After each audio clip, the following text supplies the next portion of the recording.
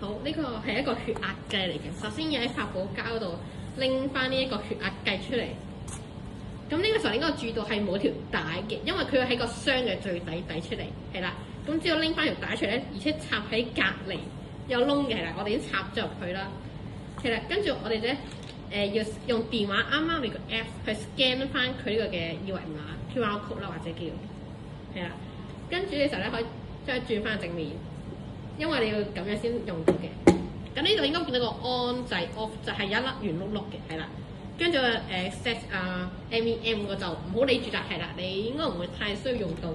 咁呢個就我哋就要將個帶咧擺喺箍翻喺自己手臂嗰度。咁呢個同正常嘅血壓計嘅使用方式係一樣嘅。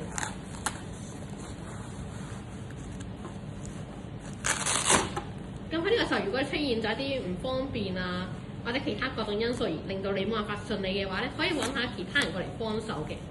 記得要揾啦，如果整唔到嘅話，係啦。跟住當你箍好咗，就要撳中間圓碌碌嘅安掣。咁呢個時候咧，佢就會開始慢慢去收緊你隻手臂，因為呢個係一個正常狀況，所以唔好有太大嘅擔心或者緊張。因為當你撳咗就會即刻開始計嘅啦。咁喺計嘅時候記得唔好亂喐，因為一旦你開始亂喐嘅話咧，可能會就得唔到一個正確數字，進入咗一個 error， 亦都係紅色嘅畫面係，咁就唔準確嘅佢俾嘅數字。咁呢個過程係有少少嘅長，只要等一等咧，等到佢一陣間係會出現一個綠色畫面就會出現，就 OK 嘅啦。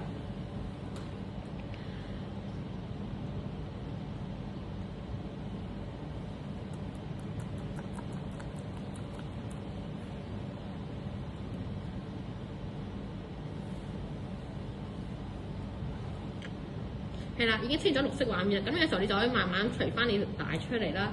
同時間你嘅手機 app 應該係會出現到呢一個嘅成功之類嘅通知嘅。咁你除咗佢落嚟之後，點樣熄機咧？就撳翻啱啱你撳嘅嗰粒圓碌碌掣咧，撳一下咧就自己熄機㗎啦。咁呢個就係以上血壓計過程。